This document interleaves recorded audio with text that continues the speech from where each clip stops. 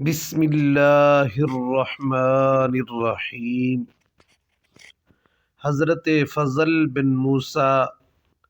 رحمۃ اللہ تعالی علیہ فرماتے ہیں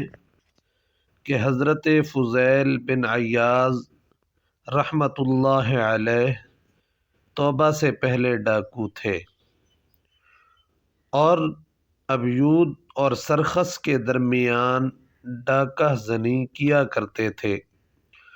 ان کی توبہ کا سبب یہ ہوا کہ انہیں ایک لونڈی سے عشق ہو گیا۔ ایک مرتبہ وہ اس کے پاس جانے کے لیے دیوار پر چڑھ رہے تھے کہ اسی وقت کسی نے یہ آیت پڑھی، أَلَمْ يَأْنِ لِلَّذِينَ آمَنُوا أَن تَخْشَعَ قُلُوبُهُمْ لِذِكْرِ اللَّهِ، کیا ایمان والوں کے لیے ابھی وقت وہ نہیں آیا کہ ان کے دل اللہ رب العزت کے ذکر سے ڈر جائیں۔ جو ہی یہ آیت آپ رحمۃ اللہ علیہ نے سنی تو بے اختیار آپ کے منہ سے نکلا، کیوں نہیں میرے پروردگار، اب اس کا وقت آ گیا ہے۔ چنانچہ آپ دیوار سے اتر پڑے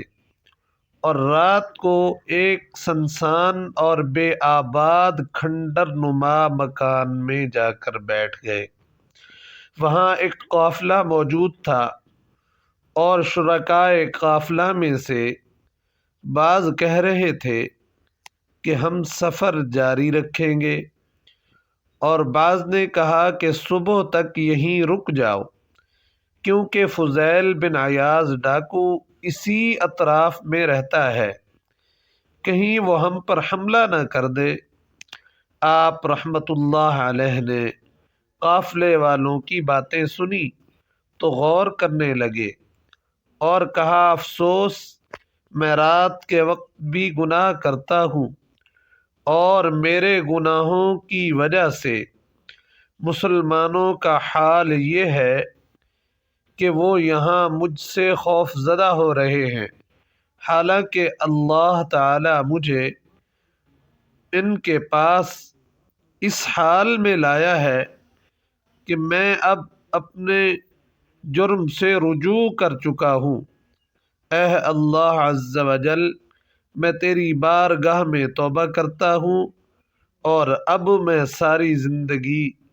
کعبۃ اللہ کی مجاوری میں گزار دوں گا۔ ایک آیت نے فضیل بن عیاض رحمۃ اللہ علیہ کے دل پر اتنا اثر کیا کہ انہوں نے اپنے سارے گناہوں سے توبہ کر لی اور بقیہ زندگی اللہ